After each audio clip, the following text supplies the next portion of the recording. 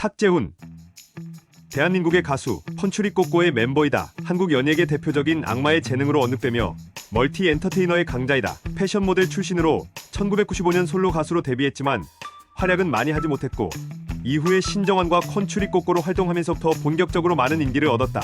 2000년대 들어서는 예능과 연기자 활동도 시작했고 특유의 순발력으로 인기, 예능인의 반열에 올랐으며 2007년에는 KBS 연예대상에서 대상을 수상했다. 그렇게 높은 인기를 얻었지만 대상 이후로 하락세를 겪다가 2013년에 불법 도박 혐의로 방송계에서 잠시 퇴출당한 뒤 2016년에 복귀했다. 음악의 신과 비슷한 컨셉인 홍보의 신이라는 주제로 매주 목요일 오후 5시 30분에 영상이 업로드되며 꽤 흥행하고 있다. 원래 팬들 사이에서도 지각을 많이 하니 유튜브 하면 잘 맞을 거라는 농담이 나오고는 했었는데 아니나 다를까 6회가 1시간 늦은 6시 30분에 올라왔다. 에피소드 21편까지 을지로 탁사장이라는 이름으로 진행하다가 사무실을 강남으로 옮겼다는 설정에 따라 탁사장이라는 이름으로 시즌 2를 시작했다. 음악의 신이에 같이 나왔던 이수민이 이사 직책으로 을지로 탁사장 때부터 함께 고정 출연하였으며 시즌 2에서는 장동민이 상무직함을 달고 새 직원으로 합류했다. 고정 출연자들의 케미가 좋아 재미있다는 호평이 많았으나 시즌 2가 종료되면서 유튜브 채널명이 변경되었다. 상상플러스 전성기 시절 유행어 메이커로 유명하다. 당시 그에게 헌정된 유행어 패러디 음반을 살펴보면 안 되겠네, 얘 뭐야 장난쳐, 아우 머리 아퍼 등 그가 그 해에 유행시킨 유행어의 개수만 6-7개에 달한다. 예나 지금이나 상당한 동안이라 저때 이미 30대 후반이었는데도 전혀 그렇게 보이지 않는다. 2003년 2월 27일 새벽 4시 5분쯤에 술을 마시고 혈중 알코올 농도 0.087% 상태에서 자신의 승용차를 몰고 강남구 신사동에서 용산구 동부이 촌동 집으로 가다가 한남역 앞에서 단속 중이던 경찰에 적발되어 100일 면허정지 처분을 받았다. 2013년 11월 10일 이수근과 함께 인터넷 불법 도박 혐의로 대한민국 검찰청에 소환 의사를 받았다. 누리꾼들은 탁재훈은 같은 그룹 멤버의 몰락을 바로 옆에서 지켜봤고 또 방송에서도 그것을 언급하거나 웃음의 대상으로 종종 삼았던 인물이었다는 점에서 실망스럽다는 반응이 많았다. 결국 엠넷의 비틀즈 코드에서 잘렸고 방송에서 공식적으로 퇴출되었다. 이후 재판에서 집행유예 1년의 선고를 받았다. KBS, EBS 출연정지 명단에 올라있는 상태였다가 2018년 4월부로 해제되었다. 불법 도박 사건으로 방송에서 공식 퇴출되고 약 2년간 조용히 지내다가 2016년 2월 22일에 드디어 복귀한다는 기사가 떴다. 대중들의 반응은 괜찮았으며 엠넷의 음악의 신이을 통해서 공식적으로 복귀했다. 2016년 4월에는 MBC와 SBS에 걸려있던 출연정지 제재도 해제되었다. 2000년 32세의 늦은 나이로 국민대학교 연극영화과에 입학을 했지만 학사, 일정과 방송 활동이 겹쳐서 결국 중퇴를 했다. 2001년에 진보식품 이승준 회장의 막내딸이자 1997년 슈퍼엘리트 모델 출신인 8세 연하의 이효림과 결혼하여 슬하에 일남 일녀를 두었지만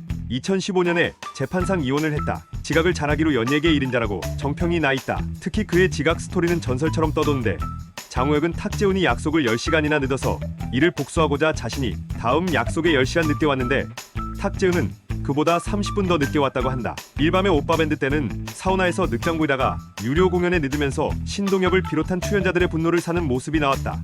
영상, 그 외에도 지각에 대한 동료 연예인들의 증언이 엄청 많다. 심지어 녹화를 10분 앞두고 이상한 낌새를 보이는 탁재훈을 눈치챈 신정환이 형 녹화 10분 남았는데 어디가? 라고 묻자 나 사우나 가라고 했다고 한다. 거기에 매우 투덜거리는 성격으로도 유명하다. 촬영을 하다가 불만거리가 생기면 탁재훈이 제일 먼저 스태프들에게 뭐라 투덜대는 덕에 동료들이 편하다고 딘딘히 말했을 정도다. 탁재훈 본인이 밝히기로는 악의가 있거나 진짜 화가 나서가 아니라 그냥 기분이 좋아도 투덜거린다고 한다. 친한 동료들도 이걸 알기에 탁재훈이 투덜대면 그냥 재밌어한다. 워낙에 이러한 막강스러운 지각 습관 때문에 남희석이 지각을 밥 먹듯 하는 익명의 동료를 트위터로 디스하자 대부분의 네티즌은 당연히 그 동료의 정체를 탁재훈으로 단정지었고 본인의 이름이 포털 사이트 검색어 순위에까지 오르는 사태가 일어났다. 그러자 탁재훈은 본인이 남희석과 출연하는 케이블 프로그램 녹화장에서 자신은 정신을 차려서 이제는 지각 안 한다는 결백을 호소했고 남희석도 그 자리에서 탁재훈이 아니라고 해명하며 탁재훈은 회당 출연료가 800만 원이 되지 않는다고 폭로했다. 탁재훈의 아버지는 성공한 강소기업 사장인 배조웅이다. 아버지인 배조웅은 서울 경기 인천 지역 레미콘 협회 회장을 했었고 현재 전국 레미콘 협회 회장이며 국민레미콘이라는 규모 있는 중소기업의 오너 겸 CEO다. 부모님은 그와 여동생 한 명을 낳고는 어릴 때 이혼했고 그 후 아버지 배조웅은 다른 여성과 재혼했다. 심지어 양육비도 제대로 안 줬는지 탁재훈이 연예인 신인 시절에 알고 지내던 후배들은 당시 탁재훈이 돈도 없고 마땅한 거처도 없이 워낙 고생하며 가난하게 지내서 아버지가 부유한 기업인이라는 걸 매스컴을 통해 최근에 알았을 때 믿을 수가 없었다고 한다. 그렇게 경제적으로 어려웠음에도 비관하거나 기죽은 모습을 보이지 않고 늘 낙천적이었으며 선후배한테 얻어먹을 때도 뻔뻔할 정도로 당당했다고 한다. 심지어 없어 보이기는커녕 부티나 보였다고 한다. 돈 한 푼 없는 무명 연예인임에도 워낙 재밌고 매력이 넘쳐서 대중적으로 뜨기 훨씬 전부터 선후배 연예인들이 식사나 술자리에 늘 탁재훈을 불렀을 정도였고 데뷔 이전부터 이미 스타급 연예인들과 마당발 인맥이 형성되어 있었다고 한다. 아무튼 부친이 잘 나가는 사업가임에도 고생하는 전처 아들인 탁재훈에게 지원을 전혀 안 해줘서인지 탁재훈은 부친하고 사이가 별로 안 좋았었던 듯하다. 심지어 탁재훈이 2007년에 KBS 연예대상을 받았을 때도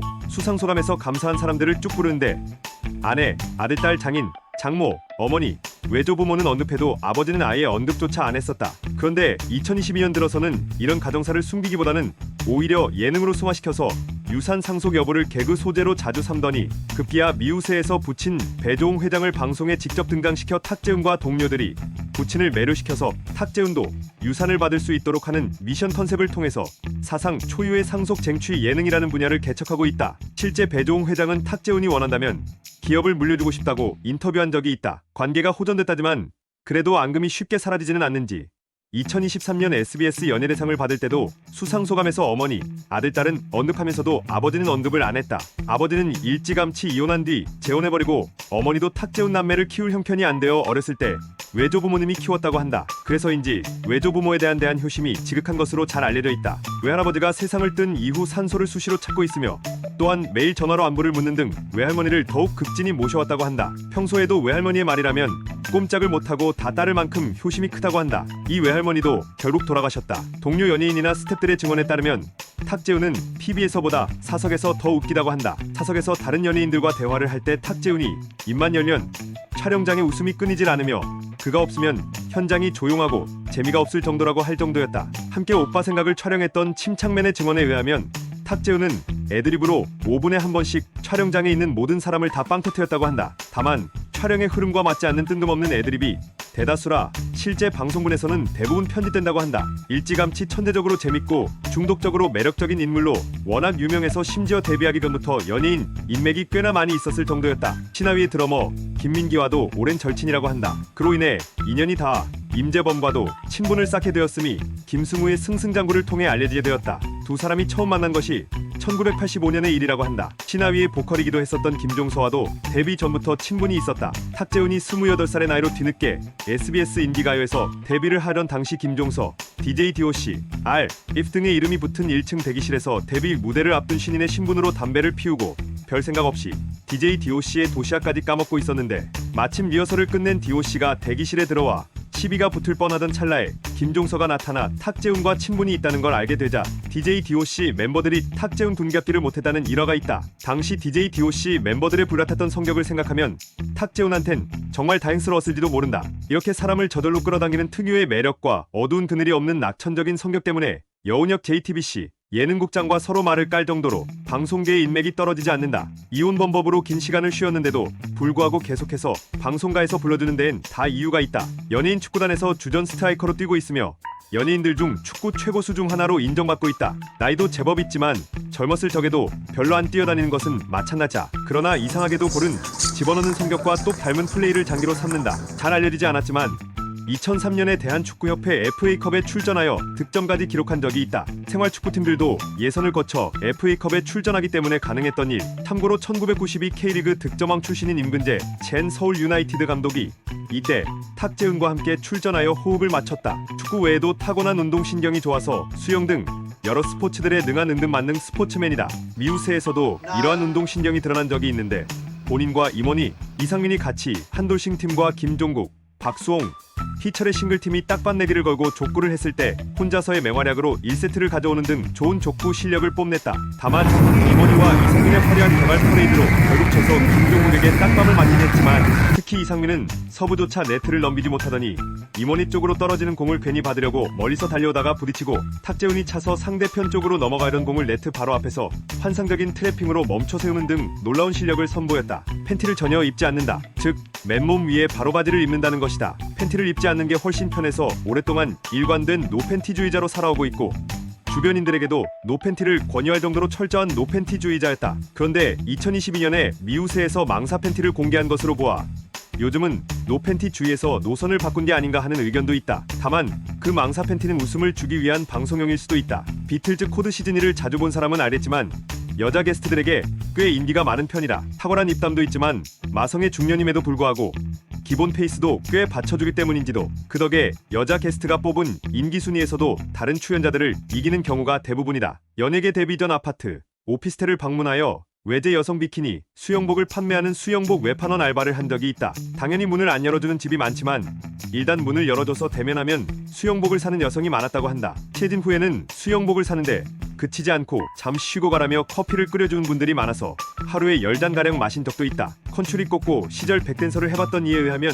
신정환보다 성격이 엄하다고 한다. 이미 나이가 꽤 든 상태에서 코믹 컨셉으로 인기를 얻어서 그렇지 실제로 화를 내면 굉장히 무서운 편이라고 한다. 명받았습니다. 촬영 당시 화생방실에 들어가야 한다는 얘기를 듣자 출연자들 전원이 반발했는데 김구라가 자신이 직접 따지겠다고 해놓고 정작 작가들이 방에 들어오자 배신하며 화생방실에 가자고 하니까 매우 화가 난 탁재훈이 출연진을 집합시킨 뒤 김구라에게 화를 내자 김구라가 눈을 깔고 두 손을 공손히 모아서 변명했다는 일화가 있다. 룰라의 3집 앨범이 표절 시비에 휘말리고 이상민의 자살 소동이 일어났을 때 탁재훈이 이상민의 병실에 난입했다고 한다. 의사들이 못 들어가게 하는데도 의사 옷을 찢고 들어갔다고 한다. 치료 중인 이상민을 보고 마구 울고서는 뜬금없이 주머니를 뒤지더니 주머니에서 나온 1,000원짜리 한 장을 이상민에게 내밀며 1,000원밖에 없는 나도 사는데 네가 왜 죽어? 라고 말한 일화는 유명하다. 심지어 나중에 의사가 이상민에 대한 진찰을 다 끝내고 다른 환자를 봐주고 있는데 뒤늦게 그걸 보고서는 이봐 의사 양반 얘부터 고치란 말이야 라고 말했다고 이상민이 밝힌 바 있다.